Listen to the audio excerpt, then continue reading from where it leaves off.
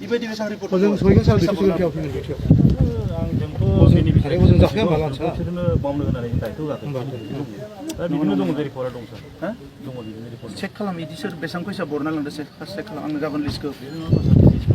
एकदम लिस्ट खालाम सब सोलायना पलिटिक्सआ आंनि थाखाय गिदिर नङा दै लिस्टआ जों दंजोबो सार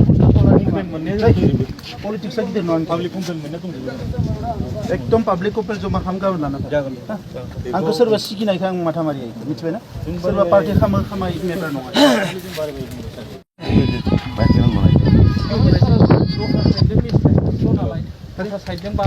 गुबुन मिस्ट्रि लामनो हाया नामा बेनो थानायमोन नालाय सार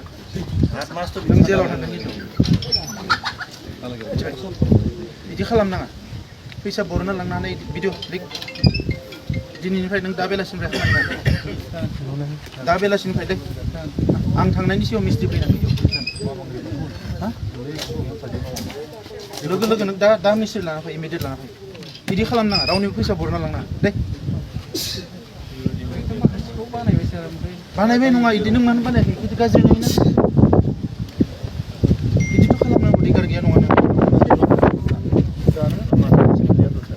8 मासाव मिस्ट्रि मोनजोबनाय खोथा गैया ना बबेयाव मिस्ट्रि गैया जानो 8 मासाव मिस्ट्रिया मा आगस्टआव लांदों फैसा लिरनाय सिगनेसार दङ लिरनाया लाबो सिगनेसार